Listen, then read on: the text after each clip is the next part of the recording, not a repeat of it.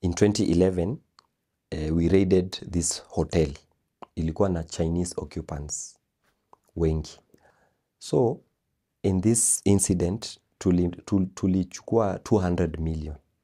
And at that time tulikuwa tumeadvance sana. Tulikuwa na firearms 22. So in this particular night nilionanga hapo Prado. So mimi nilikuwa napeleka hii gari Westlands kwa mteja. Kulikuwa na Muhindi alikuwa ananunua magari. So nikienda kutoka na hii gari, because niko peke yangu lazima nijifungulie gate. Nikienda kufungua tu hivi kidogo, nilipatana tu na ile kichwa ya G3. Ime point hivi, so mimi naiona hivi. Nikafunga. Nikasema, what is happening? Kwani kuna vile imejulikana tuko hapa ndani. So sikutoa hiyo gari. In fact niliiacha kama inaguruma. Nikarudi ndani. I just got 2 of my friends, sasa wale wangu wa ile timu yetu wawili. Nikamwambia hapa nje kuna makarao. So wenye nili access ni 5 readily. Ikakuwa tuende tuangalie.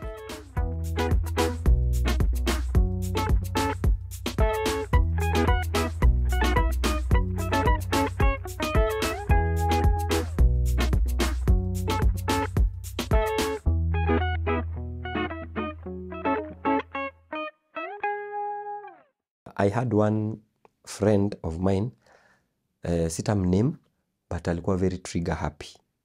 Alikuwanga anapenda, in most scenes mara nyingi atafire tu. Alikuwa hata saa zile ni unnecessary.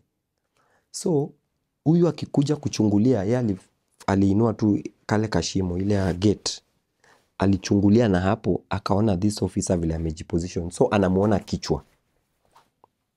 Ana face huko, anamuona kichwa. Imagine this guy alimshoot kwa hiyo shimo. Aliweka tu bunduki hapo na akamshoot.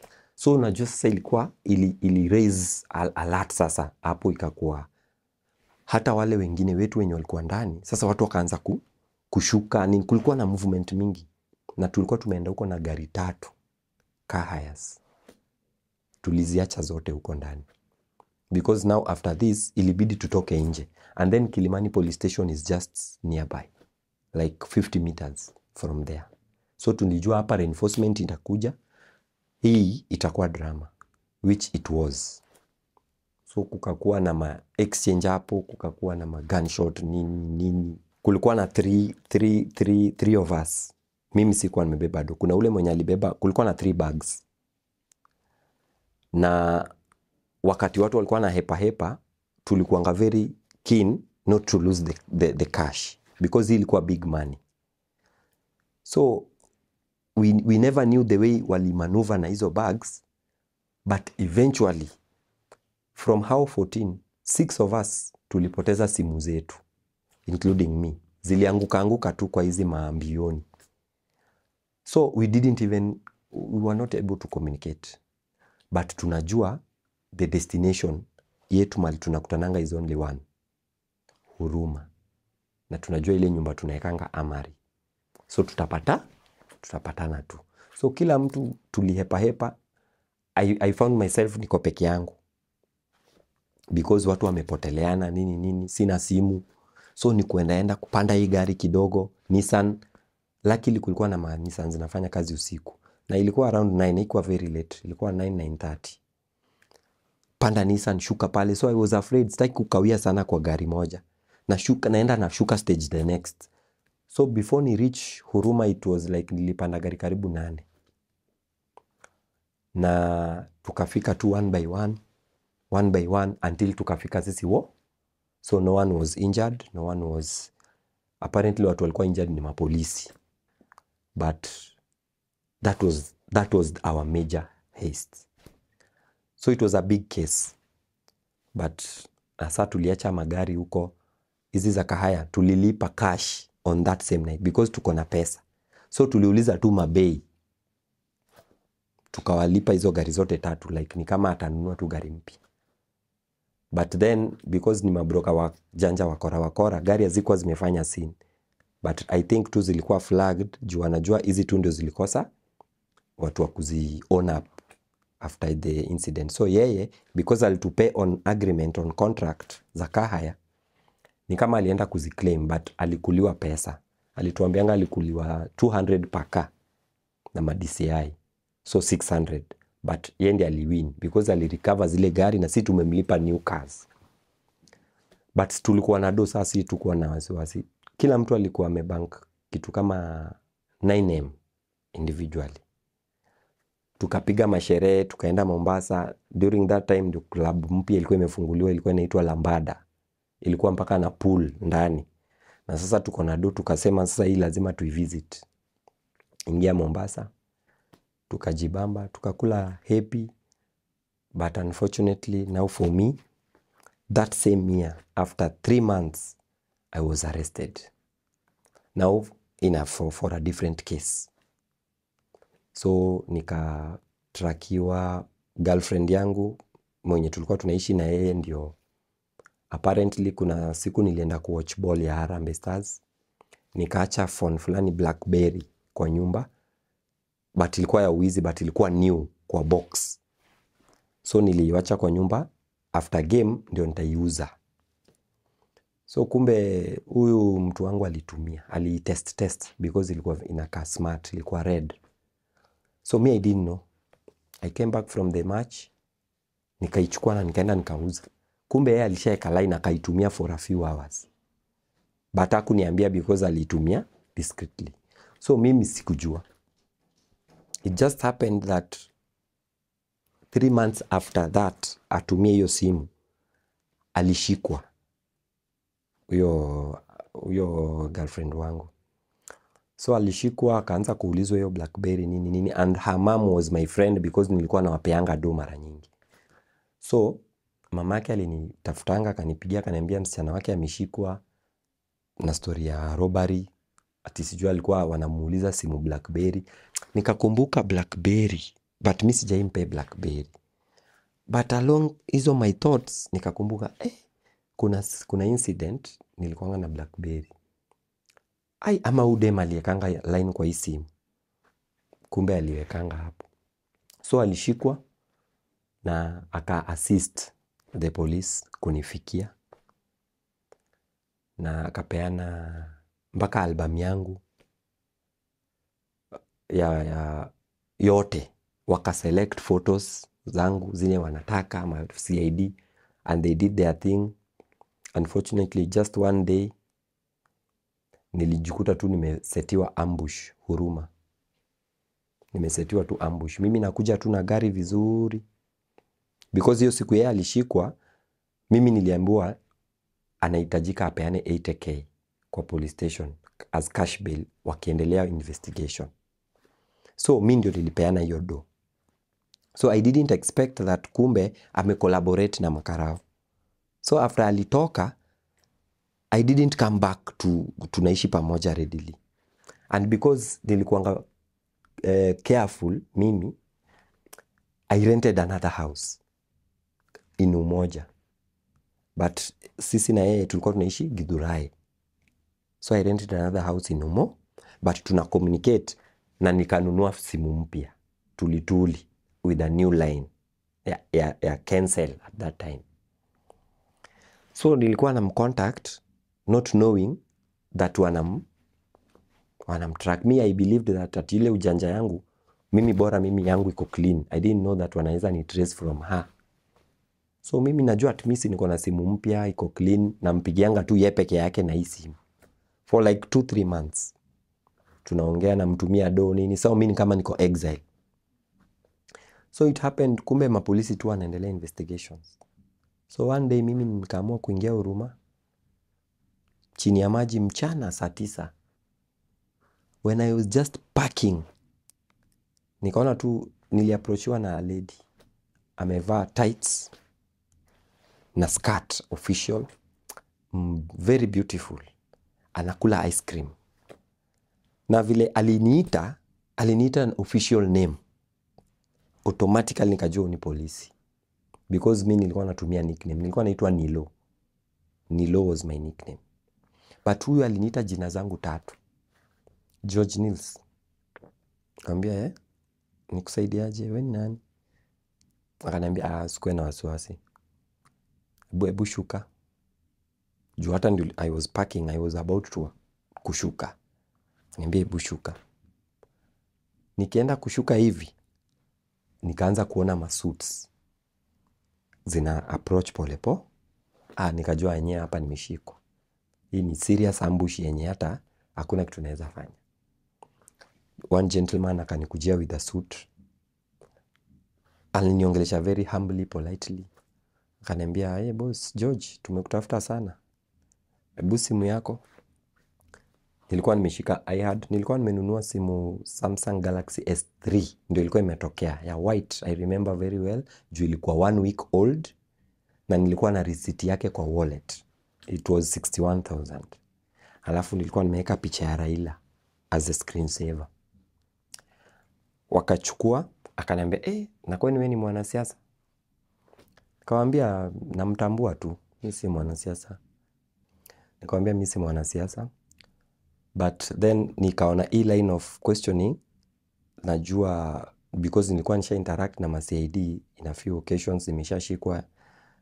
Nikajua tu hii wanajaribu tu kuform yani wanajaribu tu kunionyesha I shouldn't be having such kind of big phones. Ni vitu kama hizo, I'm still bado mimi ni young. But they are very polite. Akaniambia, na uko na simu kubwa kijana? Uko na receipt ya hii simu?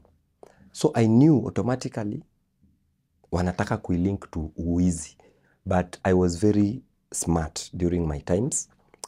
Everything that ilikuwa maybe phones, electronics, vitu kama fridge, TV, nilikuwa nazo, but mimi nilikuwa nanunua zangu za nyumba kwa duka. But zenye tunaiba, tunauza. So I knew next thing ni kuniambia tuende kwangu. So ikakuja tu ikaflow, wakaniambia unaishi wapi? Nikamwambia naishi Githurai. Sawa, tutataka tuende huko. Tunafuatilia kesi fulani, na hii gari ya Charles iko wapi? Kaanza kuniuliza. Charles was apparently the complainant of a case hiyo yenye sasa nilikuwa linked nayo. Wakaanza kuniuliza gari ya Charles. So me I didn't know Charles. Nikamwambia mimi sijui Charles. Charles mgani?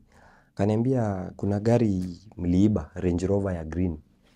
So at the back of my mind nikakumbuka hiyo Range Rover. But juu tu ya ile umauru, I just said mimi sijui Charles. Mimi hata hakuna mahali hata sijai kuwa na karibu na Range Rover. Kaniambia ina shida, tutajua tu mbele polepole. Kaniambia ingia kwa ile gari. So they pointed for me gari fulani hapo. Kumbe it was one of theirs. Nikienda kuingia kwa hii gari, I found 2 Kamba gentlemen wenye nawajua physically, because walikuwa wanani among wenye watu walikuwa wananipea kahaya. So niliwaona nikawa recognize. Vile niliingia hivi, ndani hiyo gari mbele kwa driver seat kulikuwa na mtu, I believe an officer. Akauliza, hawa ni huyu? Wakasema tu ndio. Nikaambiwa hapana, usiingie kwa hii gari, ingia kwa ile gari nyingine. Kwa hiyo gari nyingine nilikapelekwa, the same thing. At the back napata shemeji yangu, the brother to my brother's wife. Nampata hapo, na anaishi all the way in Kisumu. Ako kwa hiyo nikimpata hivi, yeye naye akaniita Nilo. Niaje Nilo? The same car pia kulikuwa na a driver, I believe another officer. Huyo hata tuko interact. Vile alisikia tu ameniita niaje Nilo, akasema sawa, hiyo ni kamili. Tena toka kwa hii gari, sasa ingia kwa ile another car. So in that car ndio niliingia. Nikaambiwa nikae katikati, 2 officers wakakaa hapa na hapa. Na nikaitishwa kifungo ya ile gari ile nilikuwa na park. Na ilikuwa kahaya. Wakaniuliza, hii sasa pia ni gani? Hii pia ulichukua, mlikuwa mnaenda kufanya nayo uwizi? And they were right by the way, because mimi nilikuwa na interact tu na kahayas, na mingi zao zilikuwa for purpose of kuenda ukora. So apparently this car mwenyewe alikuwa rafiki yangu sana, she was a lady. So wakaniuliza, hii gari mwenyewe yuko wapi? So I didn't want to kumlink kwa sababu yeye ni very innocent, ajuangi nafanya nini na magari. Yani nilijaribu kuwabembeleza, hii gari hata msiilink na kitu yoyote.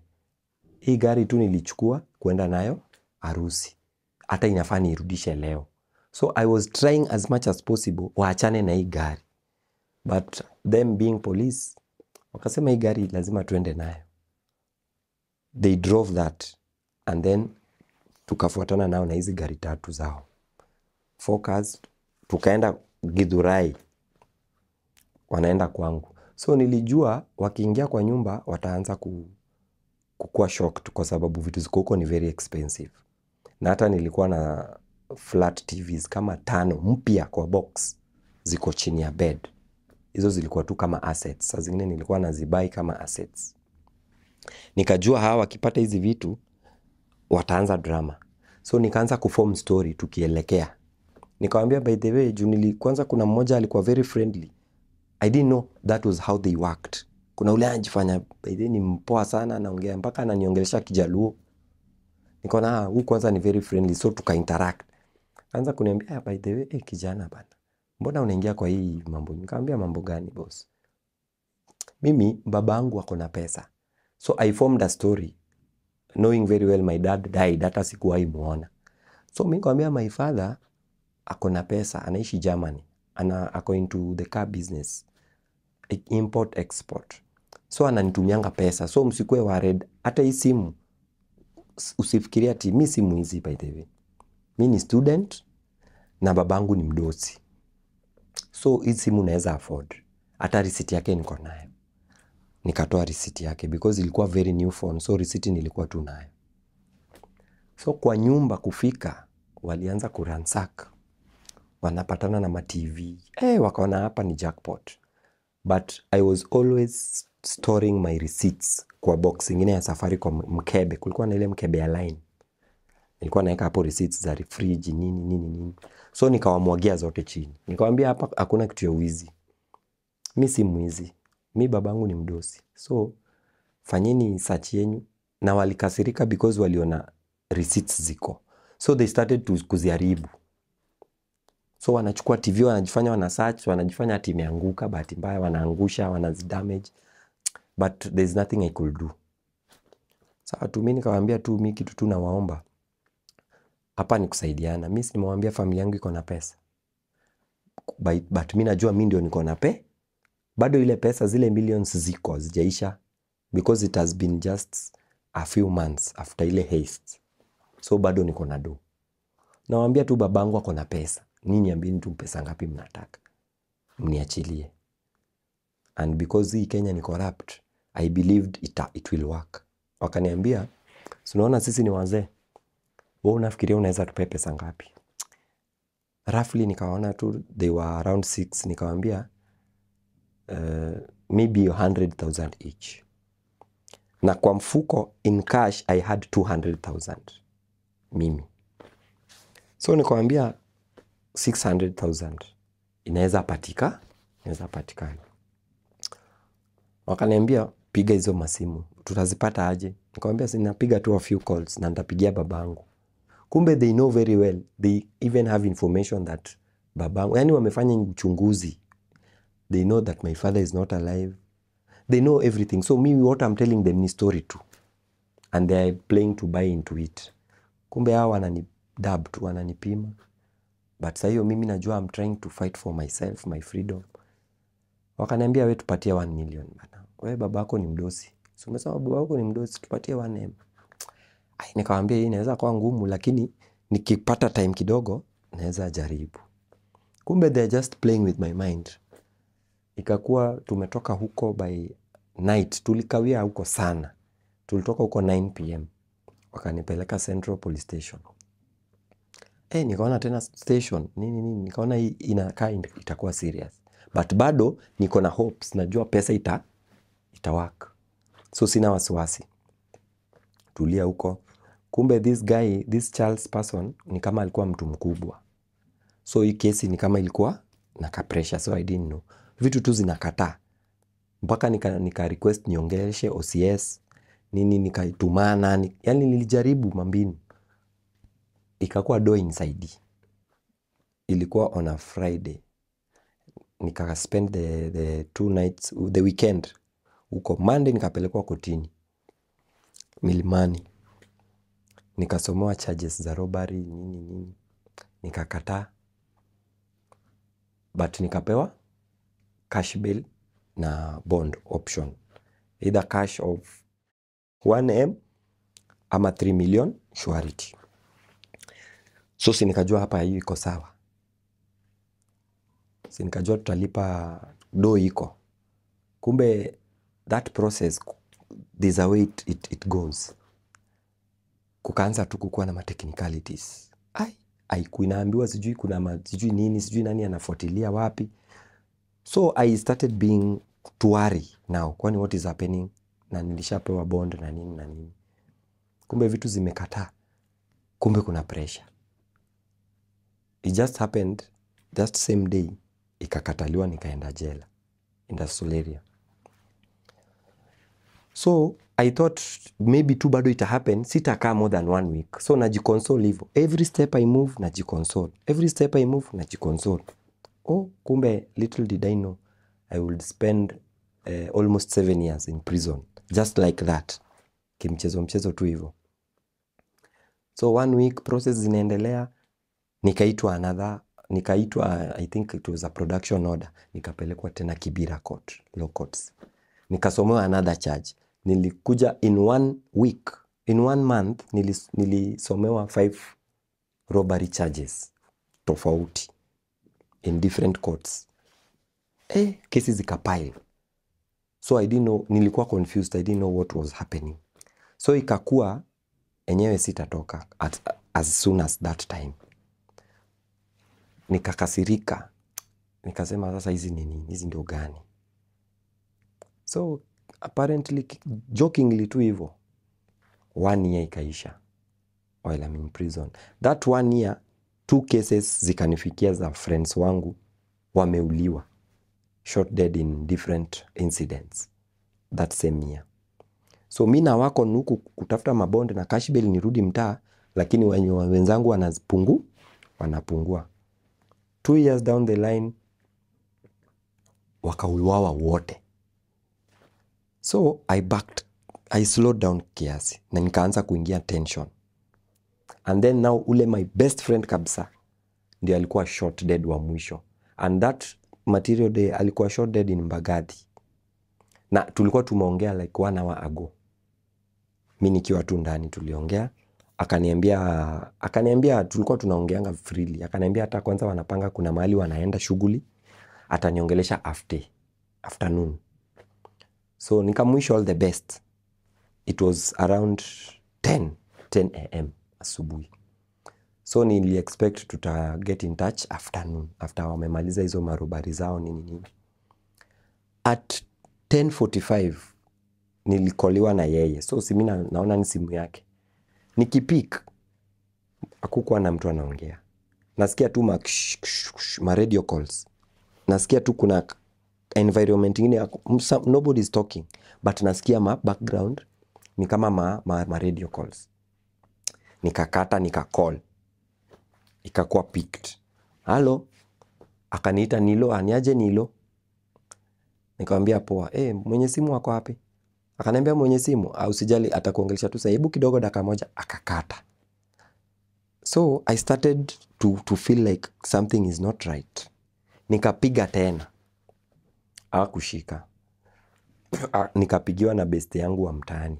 He was not into ukora but ni my friend. Akanipigia akaniambia walishutiwa wakiwa wawili. Ndio nikalink hizi mbili, nikaona that is why simu yake I think iko na watu nikani mapolisi. Na pia zile vitu nilikuwa nasikia nika-call, akapick. Akaniambia jambo. And then sasa nishakaa jela like 2 years already, nishakuwa kichwa ngumu. So nikamuongelesha mbaya. Nikamwambia mwenye simu, si nimekuambia mwenye simu wako wapi? Mshamuua. Akaniambia kumbe report ishakufikia.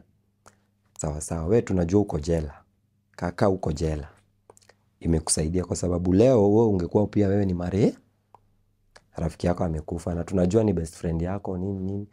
We had a conversation hapo na huo karao. Akaniambia vizuri sana yeye ni CID from Kilimani. Nikamwambia sawa, na akaniambia kaka hapo je? Mimi naona sasa huyu ananiambia nini? Nikamwambia wewe shauri yako, lakini wewe mimi nitatoka karibuni. Wewe jua tu nitatoka karibuni, pia wewe kaa chonjo. Sasa mimi najichocha tu. and then najua kuna kitu atanifanya huku ndani. So si ikaisha hivyo, wakaenda wakazikwa nini. So nilijua I don't have anyone else uko nje, so hata sikuwa na haraka sasa yaku. And then after 3 years, because I was casing, nilikuwa nafanya case and I didn't have a lawyer, and because nilikuanga mtu msharp, napenda kusoma in prison. Luckily, because you are in the custody of the government, you have access to material, constitution, criminal procedure code, penal code, evidence act, ziko pale.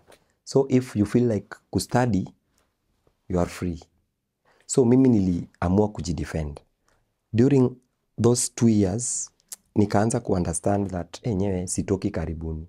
So I started to accept and to reflect. So nikaanza kusoma. I started engaging myself in paralegals.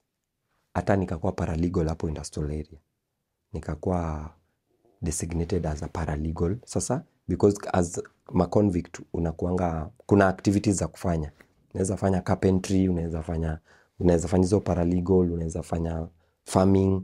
So mimi nika choose mambo ya sheria because nilikuwa nataka pia kung'ang'ana initoe. Along the way nikisoma, I started accepting. Alafu sikuongea na my mom for like 3 years juu alikuwa amekasirika. She had relocated, anaishi Ushago. So I felt some pain that nimemfail, and then ni kama amedevelop pressure. Nika feel too it's not fair. And then pia nilikuwa napata some classes uko ndani ya jela, pia kuna interventions. So nilikuwa mentored, nikaanza kuona yenyewe hiyo life si poa. After all, watu wamededi, my friends are dead. So at some point I thought hii kushikwa might have been my second chance for life. And that was when I made a decision. It was 3 years after my arrest. Now I made a solid decision that lazima ni change. Hata nikikuwa successful, niweze kurudi raia, I'll have to change for the better. Na ni impact waseni. So I made a decision individually, without any consultation, without any advisory or anything. Kuna siku tu nililala hivi usiku midnight, nilikuwa nasikia mziki. It was on a Thursday, nilikuwa napenda reggae. I was listening to Homeboys Radio, kulikuwa na ile reggae ya Thursday. Kwa earphones, marege zikaniguza, nikasikia marege zingine smart. Nikakuwa touched tu. I called my mom at 1 a.m. that night. Nikamwambia, mom, najua nimekukosea, ni pole kukuamsha usiku. We had a conversation for 20 minutes. Na nikampromise. Na nikamwambia pole sana kwa kukupea a difficult life, nini. It was like a confession and a reconciliation, kitu kama hiyo. Na nikampromise, I will work hard from inside, nitatoka, and I will change. For you, especially. So, after that, ni kama pia ilimtouch tu. Damu ni nzito. So my mom, I think she accepted my request for forgiveness. Akakubali tu. Na nikamwomba pia niombe. So I started being serious in studying. Nikijikesia. Nikifocus on pia positive stuff. As much as uko ndani kuna very many challenges na very many different stuff. So mimi nikafocus on hapo. So nili struggle. Nikasoma hizo contents, nikasoma constitution wisely, nikasoma hizo CPC nini. In fact, nikiwa hapo jela, me personally ndio nili identify, nika realize kuna application fulani unaweza apply for a sentence review. Nilikutana tu nayo kwa criminal procedure code. Na because at that time bado nilikuwa nafanya kesi, sikuwa nimefungwa na nafanya kesi mingi. So one case in 2015, nikakuwa convicted na nikafungwa 10 years in one case. But sasa nilifungwa na stealing motor vehicle. So nikiendelea kusoma hizi vitu, nikapata hizi 10 years by the way ni mob. na bado nafanya hizi kesi zingine, hata nikiziwin bado nitaka tu jela. So I started focusing on this. And then uko jela we have very many landed people. Kuna a lot of material za kustudy. And then watu wako creative minds. Kuna grounds mingi, hata mawakili wengi wenda jela by the way for grounds za makesi. So kulikuwa na revisions, kulikuwa na incidences, tuna practice, juu kila mtu anajikesia. So nikakuwa mini pro, while I'm not a lawyer kiukweli, but nimeji self-made. So najikesia, and then nikaanza pia kusaidia other convicts ama other remandees kwa cases zao. So na interact na statements za watu, witnesses, ma case files, and then pia na visit cases zenye zishafanyika, ma appeals za watu wenye waliachiliwa nini. So nikakuwa tu niko very busy with the law. Nika interact na hizi materials nini. Nikapatana na hii review of sentence mahali. Nikajiambia the way I understood it, na nika consult, nikaambiwa this cannot do me any harm. The worst that can happen, because it is just an application letter, ku request a review of my sentence, ikuwe reduced kitu kaa hiyo. So siwezi ongezewa. The worst ni labda I decline, and then I serve the time. So nikajua, so this one is different from an appeal. I made a trial with mine. Nikajiandikia my own application, na because nilikuanga nafanyia watu makesi saa zingine, I used to get money with that. So nilimake nika business, because saa watu wengi walikuwa na koniwa. Kenyans walikuwa na koniwa na watu wa jela sana na hizo mambo za simu. So mimi nilifocus on ku make money through hizi kesi za watu. Na mpaka even the authorities walikuwa wameikubali, because nafanya kitu positive. I'm not robbing anyone. I'm just supporting watu na makesi. Because watu wengine wako ndani na hata si wakora. Wengine walishikwa bure, wengine ni ma watchman, aliyekwa tu ndani because maybe alifanya kazi akapatikana in the wrong place wrong time. So nilikuwa na charge 5k per case kuchambua. So I kept myself busy. Na the more nachambua hizi, the more I study, and the more I'm learning a lot, even for my case. So nikakuwa pro. And then wengine wakawin cases, wakaachiliwa with my ideas and with my input. So nikaona, then kuna vile mpaka nikajiambia nikirudi raia, I'll have to study law sasa ya ukweli, nikipata support. Nikakuwa na hiyo dream, nikaendelea, nika make my application, nikabahatisha tu, na ikaenda ikasubmitiwa. Wengine mabeste tu pia wakajaribu trial, wakaniambia tuandikie tu, tubahatishe tu, si hakuna kitu inaweza happen. Apparently in 12 applications zenye tuliandika, 7 people wakaachiliwa just out of the blues. In fact, kwanza kuna wawili waliitwa high court, they didn't know even what to say, because si hao waliandika, and I also didn't know that is the process. So hao walienda wakaulizwa, wakasema waliandikiwa na best ako jela, but wakasema mnajua vitu waliandika, ilikuwa tu ni kuomba msamaha na tumekaa jela muda mrefu, tunaomba leniency. Lakini kuna grounds mimi nilikuwa nimeweka, reform nini.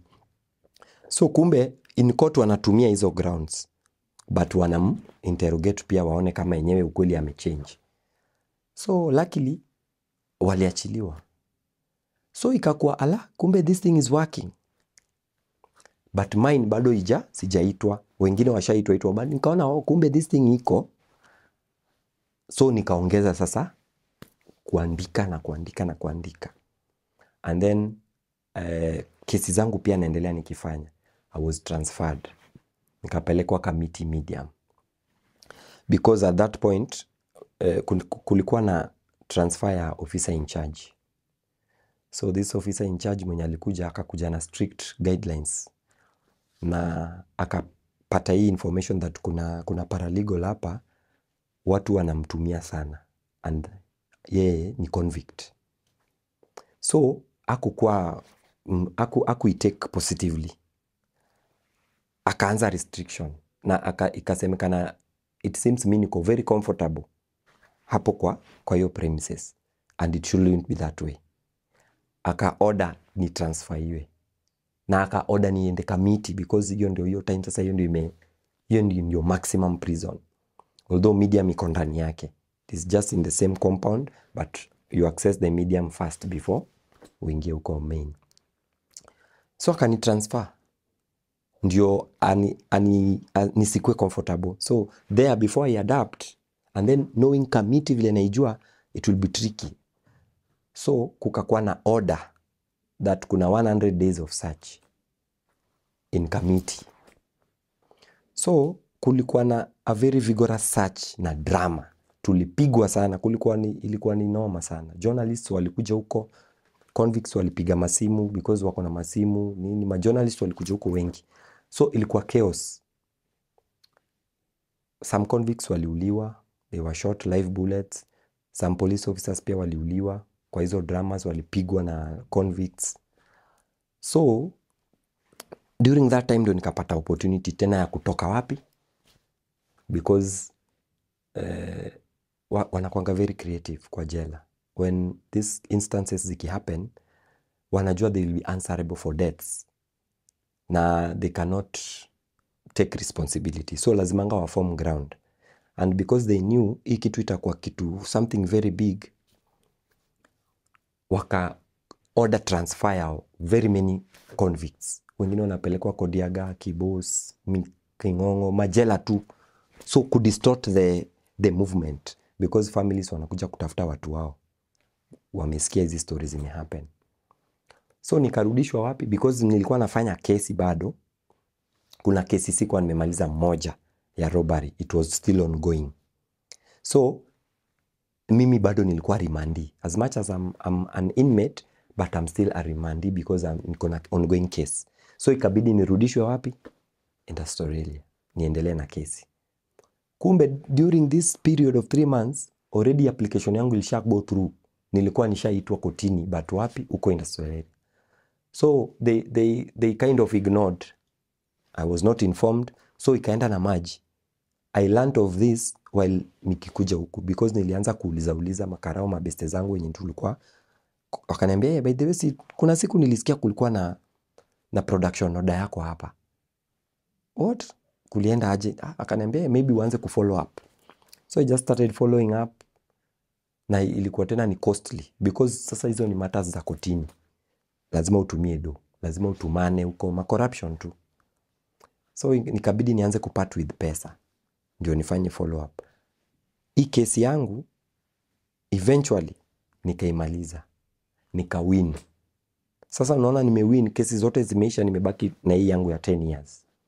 By then nilikuwa nimeshaka, so ilikuwa imebaki around 7 years to go after conviction. So now that I'm not a remandee anymore, you cannot serve a term in remand more than 1 year. So lazima nitolewe hapa, nikapelekwa Nairobi West prison. Sasa ni serve my remaining time. Tena ikadistort ile application yangu follow up. But the good thing, kuna polisi moja alikuwa beste yangu sana, tulikuwa tuna interact na yeye sana. Alinitafutanga tu through my family, na information ikanifikia that ananitafuta. So mimi nikamcall from this prison, nikamcall. Akaniambia application yako imerudi tena hapa round 2. So ulikuwa unafanya follow up, umeitwa, uko na production order ya kotini ya kesho, but nitaproduciwa aje na mimi siko hiyo jela?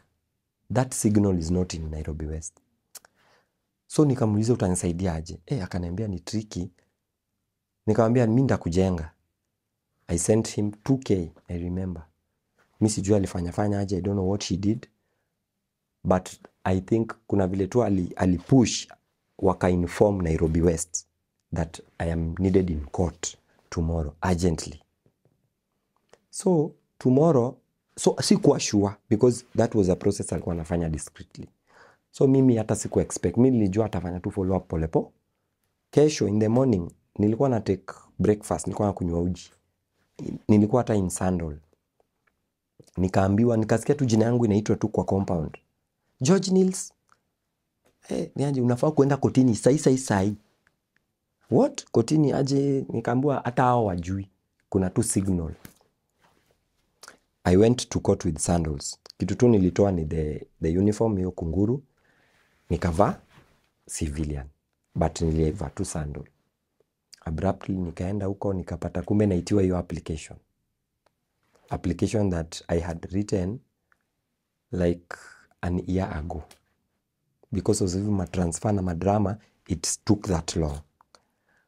So nikaulizwa mimi ndio mwenyewe nikasema ulikuwa unataka aje? Nikasema tu so far mimi na feel tu I was sentenced harshly.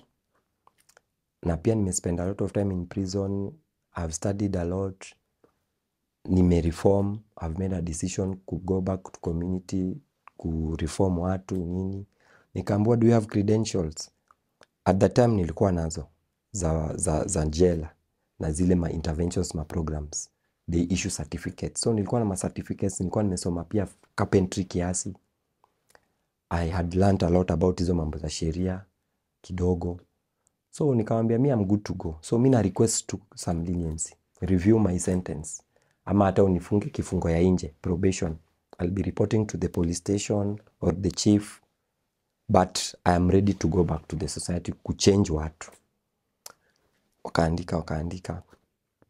So nikaambiwa I'll come back for ruling after 3 weeks. Nikapewa date. Sawa. Drama ikaanza. Sijui that judge akaenda leave. Nikaletwa, the judge is not here. Yeye ndio lazima arule. Yeye ndiye alikuwa na hii kesi. Yeye ndiye amefamiliarize nayo. I was not given a date because hawajui watanipe date gani. So nikaambiwa tu nitaitwa. So nimerudi jela. I don't know what is happening. Again, I spent another 6-7 months without anything. So nikasema, should I follow up? Nini. So in Nairobi West, I spent like 1.5 years. While najua bado I'm serving time, juu bado ina count. So by good luck, one time nikaitwa. A production order, nikaitwa for the same application.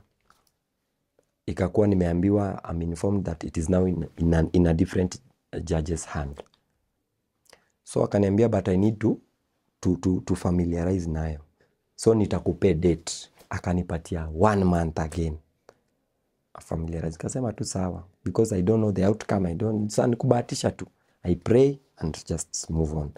So huko Nairobi West, because nilikuwa nishazoea kuandika hizi vitu, nikaanza pia huko initiative ya kuandika hizo application.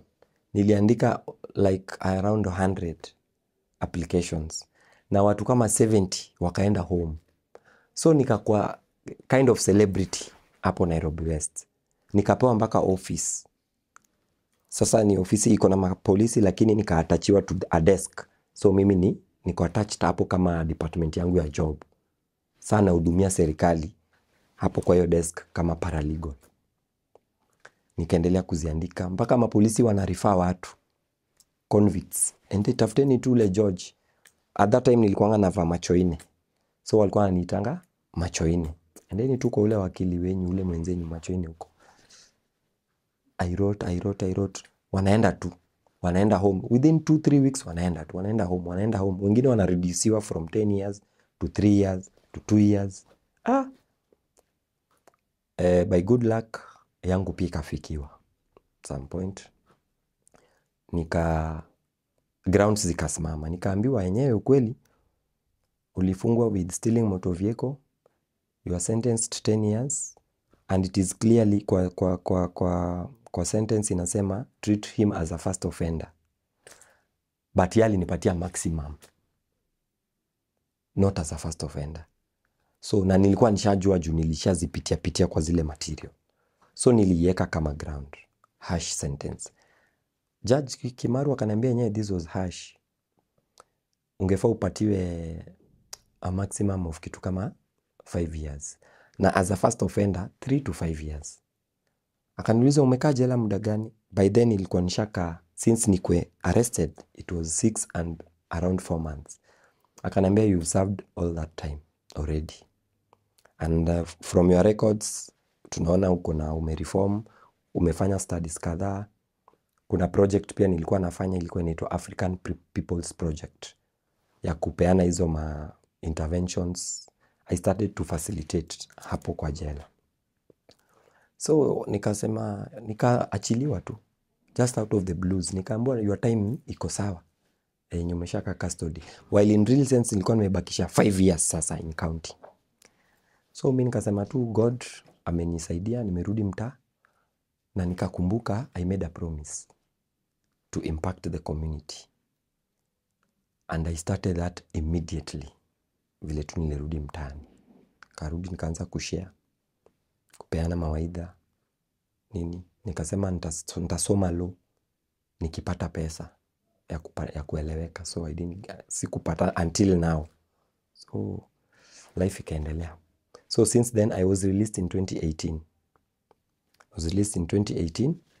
Around February until now. So I'm clean, no case, nothing. Everybody knows me in the community. I am friends with polisi wengi. I have interacted with them. I have also facilitated for them kwa police stations.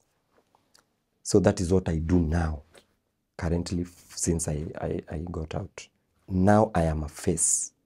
I am a positive face in the society with my story and with my skills learned through the difficult ways. At least, even though I got good grades, I never really went to university as it should be. But I believe the path that he gave me became even more valuable than that, because now this one is changing people practically. I have interacted with a lot of youths and adults in mentorship sessions. Currently, I work with Redeemed Integrated Development Agency with the USAID Dreams Tumikia Mtoto project. So I am into the world of impacting the community. I operate from Lakisama. It is neighbors to Kasarani and Babadogo. So I facilitate in a project, the Dreams Project, Tumikia Mtoto USAID. So I just do facilitation in various interventions, sugar, we call them sugar, financial capability, entrepreneurship, and men as partners. These HIV prevention programs, I've been in them a lot, and others. I also interact with football players, boys and girls. So me, I just move to impact. Anywhere I go, I interact, and I click very quickly with anyone, just anyone. So I'm a social person, and I also like to learn. So I might inquire a lot, even from the road, ask you something. Huyo ndio mimi. I didn't know that before.